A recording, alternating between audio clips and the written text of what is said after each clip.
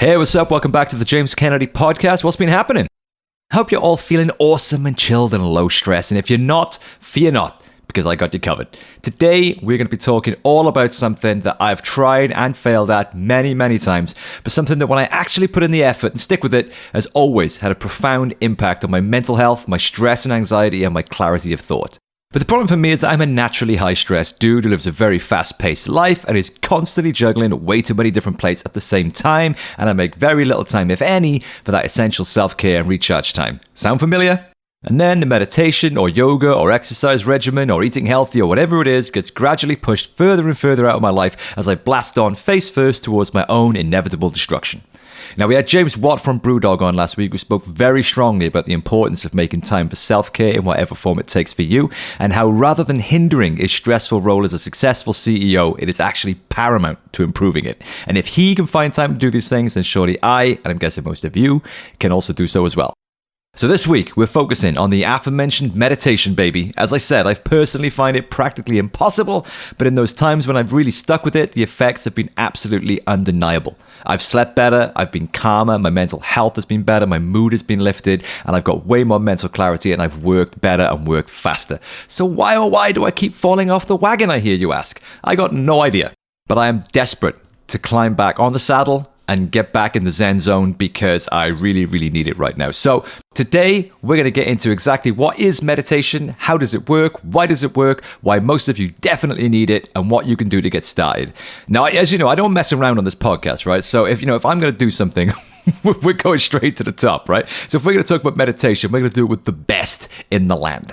So we are extremely lucky to be joined today by Mr. Bob Roth, not only a man who has personally taught meditation to thousands and thousands of people in all walks of life around the world, from military vets and school children to celebrities like Tom Hanks, Hugh Jackman, Oprah Winfrey, and Russell Brand. But he's also the executive director of the renowned David Lynch Foundation for Transcendental Meditation, a best-selling author on the subject, a podcast host on the subject, a charity director, and one of the most sought-after meditation teachers in the Western world. So do not tell me that I am not good to you guys. Bob, this is a real honor. Thanks so much for doing this, man. How are you doing today? I'm doing great, and it's an honor to be on your show. So thank you for having me. Oh, you're too kind, and welcome anytime, of course, Bob. Well, I know I don't have you for as long as I would like to today, so I'm just going to jump straight in and get down to business if that's okay with yourself. Let's go for it. Awesome. Well, I suppose we should establish at the start that you specialize in a form of meditation called Transcendental Meditation. So I think it would be good to set the stage here at the start of the conversation to establish for the listener who doesn't know anything about this at all, what is Transcendental Meditation and what are the benefits that it brings to the people who practice it? Well, it's a simple, natural, effortless technique. This is just the nuts and bolts here. Practice for about 15 to 20 minutes twice a day, sitting comfortably in a chair with your eyes closed. And during that 20-minute period, according to science, your active thinking mind, noisy active thinking mind, has a chance to settle down inward to a state of inner calm and equanimity. At the same time, your body, because they're so connected, gets a state of rest deeper than the deepest part of deep sleep.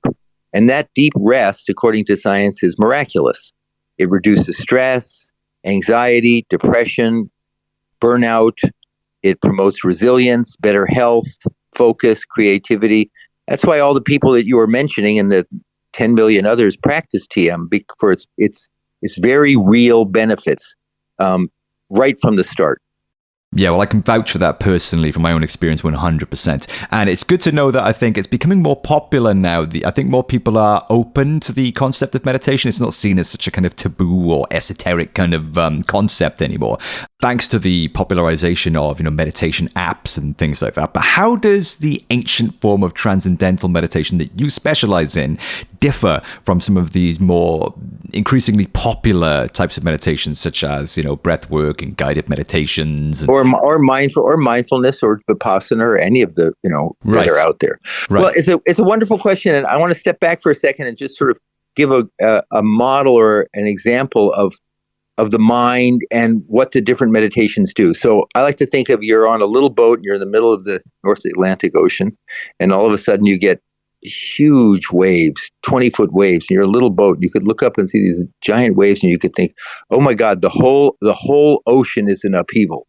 But it's not really true, because if you did a cross section of the ocean out there, you'd realize, okay, the waves are 20 feet high. The ocean is miles deep, and at the depth of the ocean, it's pretty darn calm.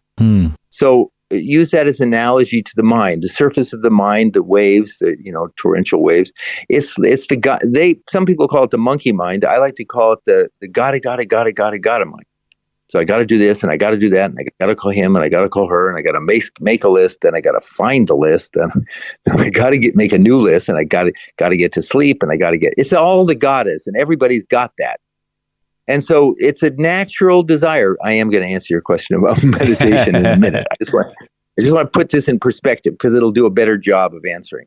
So enter the field of meditation. Everybody wants inner calm. Everybody wants inner equanimity, inner power, inner creativity.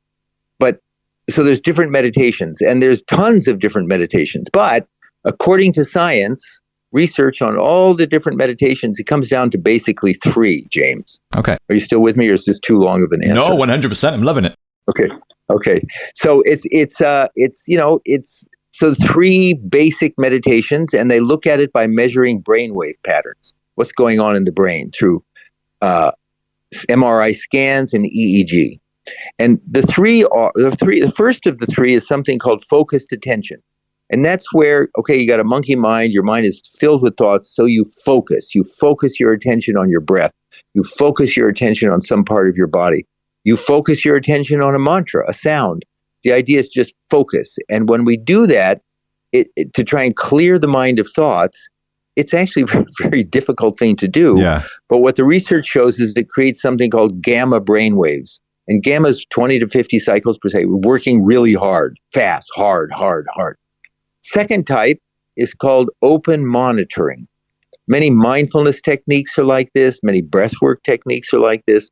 Open monitoring teaches us to dispassionately observe our thoughts and our moods and our feelings. We're not trying to push them out, just dispassionately observe them. Don't be in the past when, if you know a guy named Joe, and 10 years ago, Joe done you wrong, and now he's coming to town. Well, that's 10 years ago. Be in the present moment. And in the present moment is equanimity. There's no equanimity in the past, and there's just worry in the future. In the present moment. And so that it is open monitoring, and that's another group of meditation techniques. Those are both called, I'm giving you a mini master class here. Those are both called cognitive approaches to meditation. Means pertaining to your thoughts, your moods, your feelings, pertaining to the waves. Stop the waves. The third is transcendental meditation. Now James gets an answer to his question. The third is transcendental meditation. And transcendental meditation, the word transcend means go beyond. And in transcendental meditation, we recognize that all of us, have a vertical dimension to our mind. We feel things deeply. We love deeply. We get hurt deeply. We also have an intuition. Somebody says, James, I got a great idea where you should put your money into this. And it sounds great. And then you're with yourself quietly and you go, I don't think so, Jack. And he asks why. He said, it doesn't feel right. So that's a deeper level of the mind. Yeah. In transcendental meditation, far deeper than that. There's a level of our mind that's already perfectly calm, expanded, unbounded, the source of our creativity, the source of our energy. This is what they say in the books. So transcendental meditation doesn't care about the waves, doesn't try to stop thoughts. It goes to the source of thought. And when that happens, we have something called alpha-1 brain waves, completely different than what you see from others. And I said, your body gains a state of rest deeper than sleep, according to research at Harvard. And then a whole galaxy of benefits that are wonderful for not just surviving life, but thriving in life, more than you see with any of the other meditations. I'm not putting them down. They all have their purpose and people love them, but the research stands pretty strong. Awesome. I appreciate that wonderful explanation and tour of all the different types of meditations there, Bob. I really appreciate that. And that makes a lot of sense. You mentioned the galaxy of benefits as well that TM, short for Transcendental Meditation, brings to the person practicing it. Could we list some of that galaxy and jump into that ocean of consciousness that you mentioned there and and explain what exactly does it bring to people's life as a result of, even short-term practice. Well, so you have on the phone a guy who loves science. I mean, I love everything, art, music, and everything, but science. And because I'm by nature a fairly skeptical person. Yeah. And so I don't want to just because some branding agency came along and said something is great, I want to show me the evidence before I do it. And the research on transcendental meditation showed one thing that's very important. If your listeners or any of us have degrees of anxiety in our life about things, we all do. Anxiety is driven by a hormone called cortisol. Yeah. And cortisol is secreted in the adrenal glands that sit on top of the kidneys. Whenever we're under pressure, anxiety, and cortisol has a very bad effect. Almost too much of it shuts down the immune system. That's why if a person's sick, they're more likely to get, if a person's stressed, they're more likely to get sick. So if you get a good night's sleep, cortisol, too much of a bad thing, drops 10%. In 20 minutes of TM, cortisol levels drop 30 to 40%. Wow. And that is huge because nothing else does that. Other research shows, we're doing research right now with veterans and who have PTSD. And there's a huge amount of research showing that TM is an excellent antidote for veterans and first responders and actually anybody, all of your listeners who have ever had traumatic experiences in their past. And that traumatic experience continues to haunt them. TM is incredibly effective for reducing and healing trauma. On the other side of the coin, there's studies that show increased creativity in the creative process. The creative process isn't just having good ideas, as you know, it's the ability to take those ideas and make them happen. A lot of people could say, I'm going to start a podcast, but look what you're doing, James. You started a podcast, a lot of work to do it. But that's the creative process, is both the innovative idea and the ability to focus to make it happen.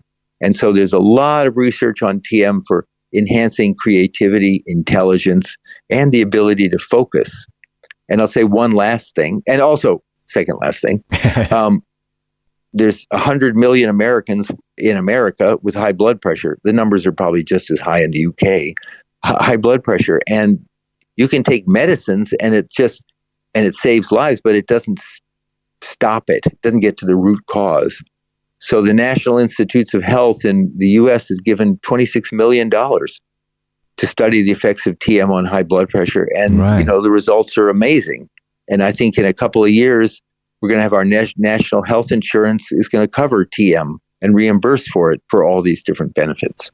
That's incredible. Yeah, I mean, you mentioned cortisol there. I mean, cortisol is a killer because cortisol is the catalyst to so many other illnesses and problems and stresses within the body and the mind. Which can lead to a whole range of physical illnesses and cancers and all sorts of things. So that reduction in cortisol there is massive across the whole health spectrum, isn't it? Oh yeah, absolutely. I mean, I really think there's such a change going on in the healthcare system right now. They have to move away, and insurance companies. In the U.S. we have a lot of private insurers, and also Medicare, which is a national insurance. They're going through a huge change because modern medicine doesn't understand the cause of so many mental health issues. Right. So many people suffering from anxiety, depression, insomnia, burnout, and then it goes further. Bipolar disorder, eating disorders. It's called pathology. They don't understand the cause. And if you don't understand the cause foundationally, then you can't have a solution. Like we know that if I cut my arm and it gets infected, they know what that is. There's germs and there's bacteria and I got an infection and I get antibiotics. Well, if a person is depressed, they really don't know the cause. And so they throw a lot of money at different pills and it helps some people, but not everybody. So here comes along transcendental meditation. Simple technique, not pharmacological, non-invasive. Anyone can do it. Few minutes in the morning and a few minutes in the afternoon. And it has a galaxy of benefits. It doesn't just reduce high blood pressure and that's it. As I said, reduces high blood pressure, burnout, anxiety, all in one shot. So it's a new time that's coming, and it's not long before TM and other evidence-based non-integrative practices are part of the healthcare system, because the current one is bankrupting everybody. Oh, 100%. Yeah. And could you imagine if they had this in schools? I've often thought that so many societal and personal problems could probably be dealt with better in school. For many kids, unfortunately, school is the safest place that they've got. There may be trauma at home. So I think to be taught this tool at such a developmental age could probably nip in the bud so many psychological and, as a result, physical problems that, whether we like it or not, affect all of us in society. There's a lot of schools in the U.S. and I imagine also in the U.K. that are incorporating some forms of meditation or breathing or something. Because if a person is 26 or 27 and they start showing signs of bipolar disorder, it started when they were 5 or 6. Right. It didn't just, bang. And so those ages, those developmental ages, are crucial to give them something to manage and deal with. The 24/7, they feel it too. Social media, bullying online. Yep. I mean, I'll tell you something that's pretty shocking. The fastest rise of numbers of people going to emergency rooms with suicidality, threats of suicide, the fastest growth rate, children 5 to 11. Wow. Children 5 to 11. Really? I could not believe it. Like when I was a little kid, I'm going to go out and play kickball or football or basketball, just whatever, spend the night at Joey's house. Now it's a different world, and girls in particular, the high levels of stress in their early teens, it's frightening. We're in danger of losing a generation to stress. Oh, right. And you're right. And meditation, and I think they're starting to recognize you can't ignore it. We're going to give everybody medicine, Valium, every child Valium. It's not sustainable. It's not scalable. It's not humane. So it's not long before you're going to see TM and other techniques being made available in the schools to save the children. Wow, that is staggering, man. I had no idea that was a situation. And it's fascinating to me that one of the more effective tools that we have in the fight against some of the things you just mentioned is this practice that has been around for, am I wrong, thousands of years? Is that right? Over 6,000 years old, yeah. Predates Buddhism, predates Judaism, predates Hinduism, predates everything. As is yoga. Yoga is also predates it. It's not like you had to be a Buddhist or a Hindu to do yoga. It was long before that. Stretching, transcending. It was just accessible. And then religions come along, whatever, and then they may incorporate it into their practice, into their religious belief. It's something useful. Just like a religion could say that you need to do jumping jacks or extra, doesn't make jumping jacks religious, Catholic. It's just a technique. So that's what happened with meditation. It got degrees of it got adopted around a religion, but in and of itself has nothing to do with religion. It's just a tool.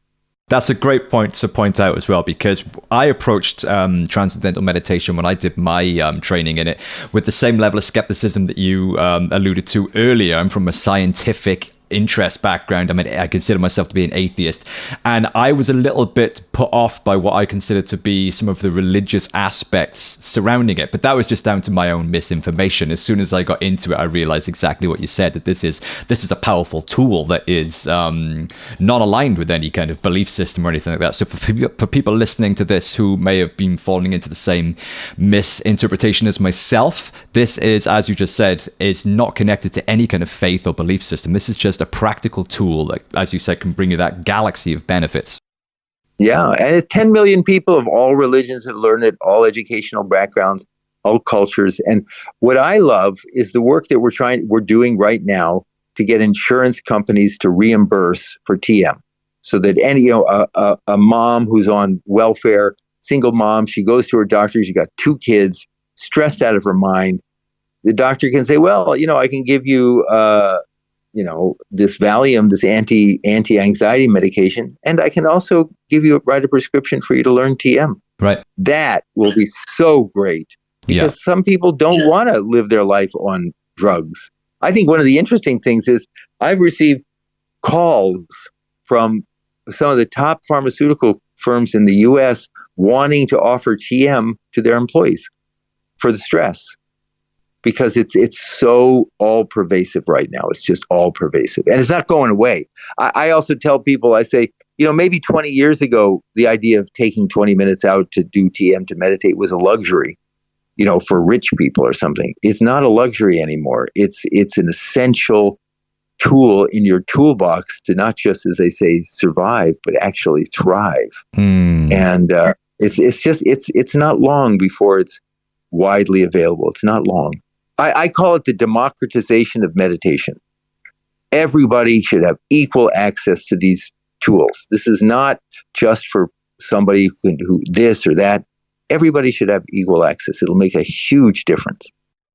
Well, I think, yeah, it's exactly what you said. We're living through a growing stress epidemic at the moment, which causes a whole spiral of other physical and mental illnesses and ills in society at large. And it all comes down to the growing stress that we're feeling. Times are hard at the moment and getting harder. So to have this tool that's so powerful available to us, I think, is a real gift. And it's ironic that we're coming back to a practice that has been around for thousands of years in the modern age, isn't it? You mentioned yoga as well. I find that quite interesting.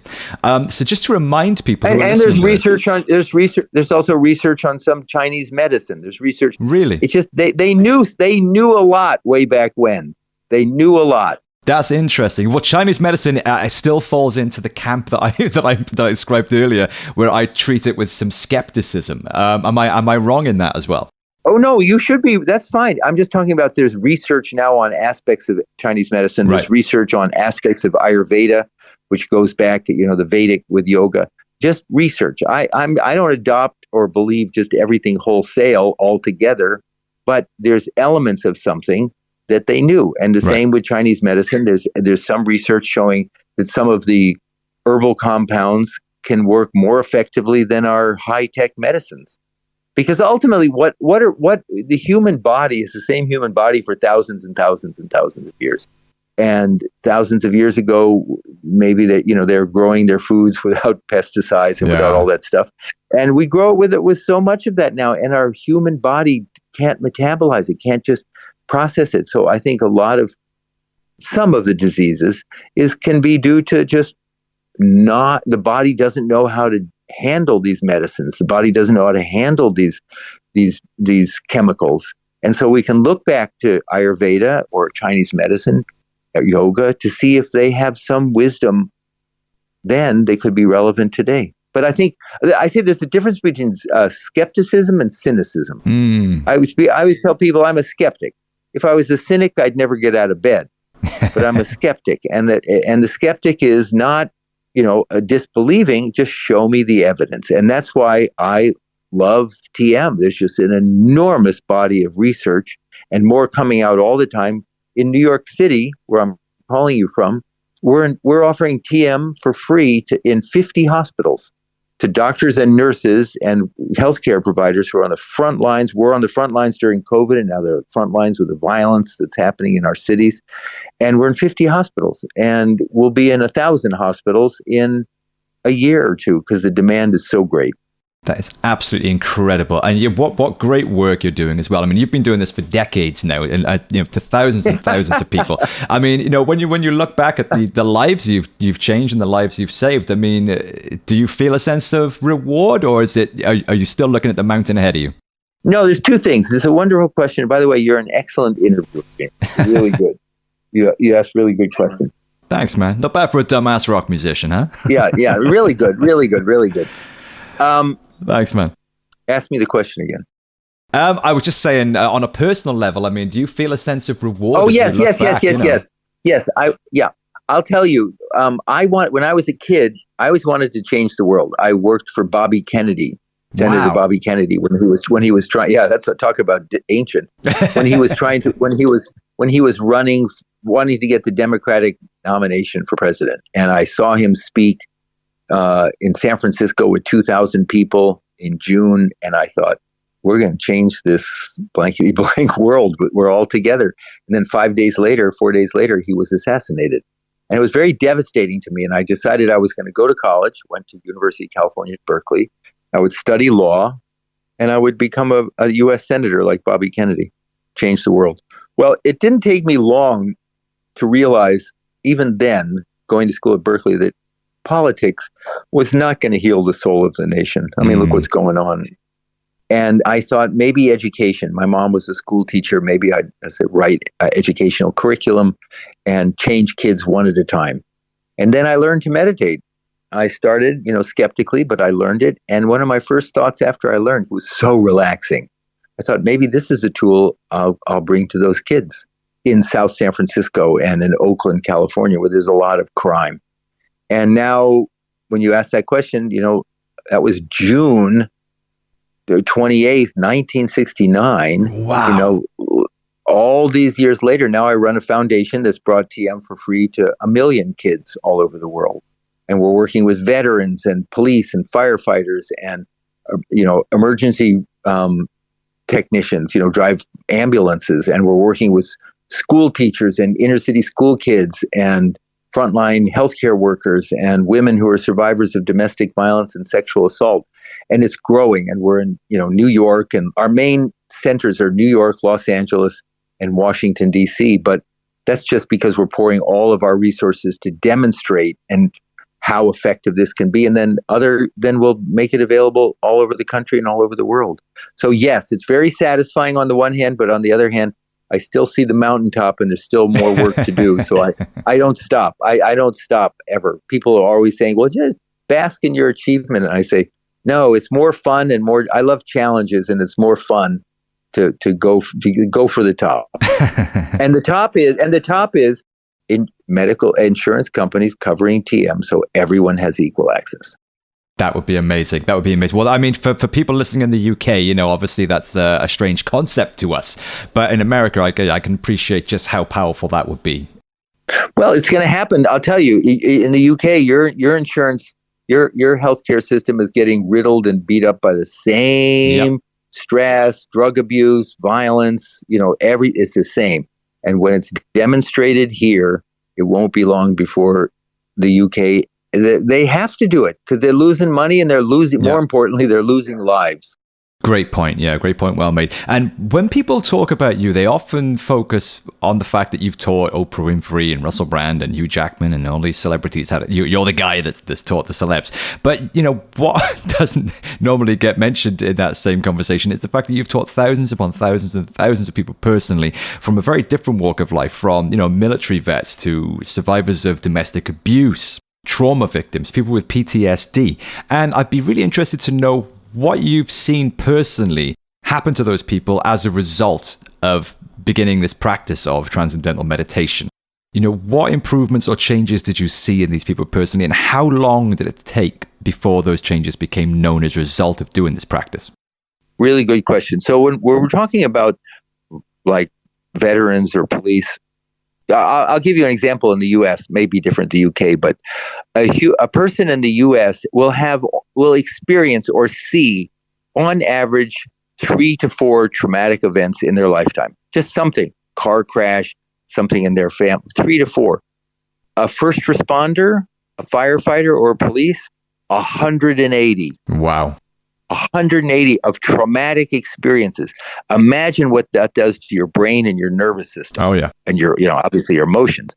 So what they find with TM, because it's so easy to learn and the veterans love it, and we tell them its roots are, it's actually a warrior's meditation. It was practiced by the warriors early on. Oh, wow. I said, not a bunch of hippie dippies, but it was like, by warriors. I said, this is your meditation. Wow. And within a few days, having learned it, what we find is veterans who hadn't slept more than an hour or two because of nightmares and night flashes, now they're sleeping for a week, 16, 18 hours. And then after a week, they're just back to normal. But the body gets such a degree of rest and relaxation that now they can sleep. There's such a sleep debt. So the Veterans Administration is very interested in the benefits of TM because it shows, like within a few weeks, research shows a reduction in PTSD, which is post-traumatic stress disorder, a reduction in anxiety, a reduction in insomnia. They start sleeping better, and there's a transformation. And it's again, we don't teach them a philosophy. We don't teach them, you should have a positive outlook on life. You should be happy. You should be happy. You're alive. No. We just give them the tool, the technique. Takes about an hour a day over 4 consecutive days to learn from a certified teacher. You don't want a bogus teacher, a certified teacher. And that teacher will teach you how to meditate. And that teacher will be available to support you or other teachers for the rest of your life. And so now I'm going to answer your question. About a 30 to 40% reduction in symptoms of PTSD, about a 50 to 60% reduction in sleep disorders, very significant.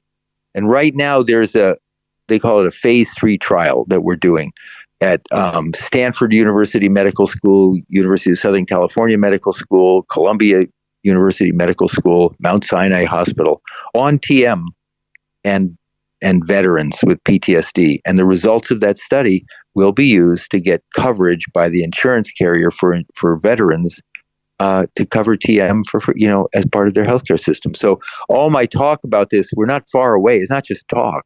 It's very, very close. That is incredible. And when that happens, what an achievement that will be for you personally to have been part of the movement that made that happen. No, it really will be great. And it's, the thing is, the need is so great that people are stepping forward. Let me help. We've launched something in New York City called Meditate New York. And in a couple of months, there's going to be billboards all over the city, just telling people, look into meditation, not just TM, look into meditation, educate yourself, know more, make your decisions. And the mayor, Eric Adams of New York City, I taught to meditate 12 years ago. So he's a co-chair of Meditate New York. It's really going well. That's amazing, man. Well, I think with all this information and science and galaxy of benefits and stats and everything that we're talking about, I think it's important at this point to remind people that essentially the practice itself is very, very simple. Essentially, it's just sitting still with your eyes closed for 20 minutes once or twice a day. It doesn't require any equipment or no apps, none of that. You have a sound, a simple 1, 2, 3 syllable sound that you think quietly, and a teacher teaches you how to think it. So you're not making effort, you're not straining. So the whole process is profoundly relaxing. And that, again, all the stuff we're talking about comes about from that deep relaxation in the body and also the brain. The brain is bathed in this very calming, soothing coherence. It's called alpha 1. So afterwards, that deep rest doesn't make you exhausted, it's energizing. You have more energy, more focus, more resilience. You're more yourself. You're just more yourself. That's it. You're not the stressed self. You're more yourself. Well, God knows I need a lot more of that in my life, because I currently have, I've been recently diagnosed with PTSD and a little bit of nervous system dysfunction due to some recent trauma that I had. So that I need to be getting back on the saddle with this. James, my buddy, when we're done here, we're going to connect and we'll set up some times for follow-up, and I'll help you with that. Oh, thank you so much, Bob. Yeah, that's music to my ears. I'll fill you a bit in more on the details when we speak. Sure. But, thank you so much for that. You're very kind. That segues into the next section of the conversation that I'm going to try and squeeze in here before I take up too much of your time, which is somebody in my situation that does have training in TM and does understand what it's all about and what it entails, but is still struggling to actually make it a habit in their life. What tips could you give us now as somebody who is, done this with thousands of different types of personalities in different situations from all sections of society? What general habit forming tips could you give to someone like myself who's making a lot of excuses? I get up in the morning, there's coffee, I want to exercise before I get up, I don't have kids, but if I did, that would be my distraction. There's work, there's the commute. How do people, when they're juggling so many things in an ever more stressful and ever more time constrained life, find time for this? Well, first thing I say is, James, there's 1,440 minutes in your day. And if you can't find 20 out of that or 40 out of it, some priorities here, buddy, because the trajectory that we're all on. And if you have PTSD and it's another thing is called complex PTSD, where you just gather it from just living, then it's not getting any better on its own. So number one, there is time to be available. You could just get up 20 minutes earlier. And the 20 minutes, here's another point, it doesn't take away from the benefits of sleep, because the rest during TM is deeper than sleep.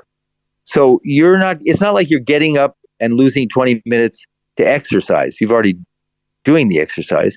You get up 20 minutes earlier to get a state of rest deeper than sleep that's going to allow you to sleep better the next day. And the fact is, for the brain to establish new neural pathways, this another way of saying new habits, it takes anywhere between 3 and 6, 7 weeks for that to happen. 3 weeks and 6 or 7 weeks for that to happen. Right. When I learned TM, I decided, I didn't know any of this stuff. I decided, okay, I'm just going to do the meditation as my teacher said, do it twice a day for 20 minutes. I'm going to do it for a month. And then but I'm going to do it. And then after a month, then I'll decide if I want to do it. But I have to give it a chance. If someone says, "Oh, here's a beautiful plant," no. Here's a beautiful orchid, but there's no orchid; it's still young. But if you water it like this, you're gonna have beautiful orchids. And then you water it half as much. You said, the flower wasn't any good. The orchid wasn't pretty, but you didn't give it a chance. You didn't water it properly. So, and I hear from people saying, "Well, I meditate when I get really stressed." And I said, that's like watering your vegetable garden when the leaves are, the lettuce is about to die. It's not going to do any good. Water the stinking vegetable garden. Take care of yourself. Take care of yourself. So to you and to others, I'd say, all right, I'm going to do this for a week, twice a day. All right, I'm going to re-up it for another week. But you got to do it. And if you don't, then you got nobody to blame but yourself. Love that answer. I feel like I've been told and I shall do as I'm told. So thank you, Bob. Yeah, good. Well, for people that have a bit more discipline than myself and who are really putting in the time and the effort here to make this work, what general tips have you discovered over the years of doing this on such an extensive level that help people along the way to form this habit or to maintain this habit or to make it a little bit easier along the way? Because it is difficult. I mean, the practice itself is very simple, but it can also be very difficult because it's so at odds with the nature of our internal world, isn't it? Our internal world is so noisy. We've got that internal dialogue which never shuts the hell up for 2 minutes. So just calming all that and silencing all of that can be quite difficult to fall into a groove with that. So what general things have you discovered over the years that help people to stick with it and to make it a bit easier? Well, it's a good question. And the fact is, when I told you about those 3 different types of meditation, focused attention, very hard to do because you're trying to stop the wave. You're basically trying to stop the waves on the surface. You're trying to stop thoughts, which is very hard because the mind naturally thinks about a zillion different things. The open monitoring, a little easier. You don't have to stop thoughts. It's just living in the present, And then TM, I have to say, no effort. And that's why I want to refresh your practice, because if you're making effort, it's not TM. So for everyone, I would say, just be sure you're doing it right. If you're doing the focused attention and that's your choice and you want that difficult sort of thing, but you like it, then connect with your teacher or find someone and just be sure you're whatever you're doing, be sure you're doing it right. And so that's what I'm saying to you, James. You want to be sure you're doing it right, and you're going to find that it's not difficult. I promise you, you're going to find that it's comfortable and easy and relaxing.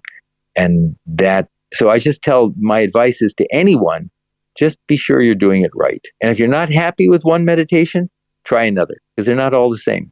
Great advice. Well, Bob, as we come towards the end, because I know, unfortunately, I've got to let you go, even though I'd like to keep talking to you for the next 2 hours. Everyone that's been listening that wants to get involved and start their meditation journey, how do they start? Where do they go? What do they do? And how does it all work? Well, 2 things. You can go. I just know that in the U.S., you can go to tm.org, and then they'll tell you. Then there's the place to find out where the UK, or you can just go online and just Google Transcendental Meditation UK. I'm also going to do something here. I'm going to give out my actual email address. This doesn't go to someone else. It goes to me. And if you have any questions about the meditation or you want help in finding a teacher, you can email me. And it's bob@davidlynchfoundation.org. bob@davidlynchfoundation.org. That is my personal email address, and I'm doing it because James is such a good guy. I'm not going to take any of the credit for that. That's very, very kind of you, Bob. I hope you're not going to get inundated now with questions. But if I am, that's fine. If people genuinely want to know, then I'm happy to answer. That's fine. Oh, you're a true gent. That's really kind of you. Thank you, Bob. And I can assure you that none of my listeners will be contacting you with anything dubious or irritating, because they're all of a supreme intellect level, hence why they listen to my podcast, of course. Bob can also be stalked on Instagram and Twitter at Meditation Bob. And as I mentioned in the intro, he is also the executive director of the David Lynch Foundation, which can be found at www.davidlynchfoundation.org.uk. So check that out. And if you're interested in hearing more from Bob, Bob has done thousands of interviews, which you can hear on podcast form or on YouTube as well, talking more on this subject. So definitely go and check that out and get yourself started, man. Wonderful. And you're great. And next time I'm going to interview you about your rock musician and how you got interested in all of this and what you're doing. But that'll be another call. Oh, anytime. Yeah, I look forward to that. I tell you what could be interesting is maybe if I get back on the meditation saddle and we could have a catch-up conversation, maybe, 6 months down the line or something, to see how my life has changed, what I did differently to maybe stick with it this time with more success, and what benefits I'm feeling as a result. Perfect. Sounds great to me. I thank you very much for having me on your show. It's an honor, and I really enjoyed it a lot. Oh, well, the honor was all ours, Bob. Honestly, thank you so much for doing this today. We really appreciate it. It's been a fascinating conversation, and hopefully, we'll speak to you again really soon. Okay, take care. You too. Bye-bye. Thank you, Bob. Take care, mate. Speak to you soon. Bye-bye. Bye. Bob Roth, boys and girls, ladies and gentlemen, put it together for him. What a kind and cool guy. Absolutely does not need to be taking time out of his busy schedule to come and talk to me when he usually frequents, the biggest talk shows on the planet.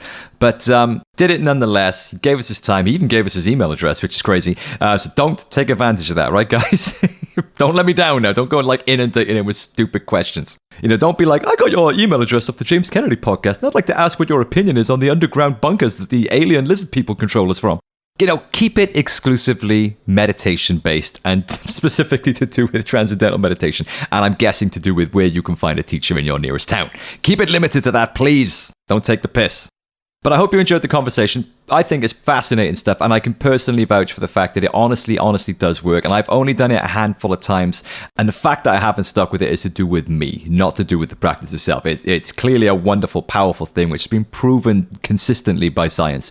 So give it a go, man. Just give it a go. Check out the links that I mentioned earlier. They'll be copied into the description as well, so you can click straight through. Check out the David Lynch Foundation. And just type in Transcendental Meditation and followed by the name of your hometown, and see if you can get yourself a local teacher. And just give it a go, man. Just give it a go. And if you're not meditating in any form whatsoever, there are loads of apps and things you can do just to dip your toe in, just so you can get a feel for how it all works and stuff. It's dead simple. You don't need any equipment. Like Bob said, you can just do it sitting in a chair. You can do it sitting in a garden. You can do it sitting in a bus stop if you need be, And in these ever stressful, ever noisy, ever anxious times, just being able to shut your brain off just for 5 to 10 to 20 minutes is really invaluable, honestly, for your entire nervous system. So give it a go, man. And see how you get on with it. Some people take to different things better and quicker than others. You might really fall in love with it and be like, how did I ever live without this? And when that happens, you can thank me, but mostly Bob. As always, remember to subscribe to the podcast, because we're bringing you bangers like this every single week, baby. So wherever you get your podcasts, whether it's Spotify, Apple, Stitcher, CastBox, even on YouTube, give me a follow, give me a subscribe, hit the star rating button, let the algorithm know that people are interested in these conversations so that it pushes it out there for more people. That's not a lot to ask, is it, for all this free goodness? As for me, you know exactly what I'm going to go and do now. I'm going to go and get my Zen on, baby. So I will see you next week. Take care of yourselves. Have a great one. And I'll catch you on the next one. See you guys.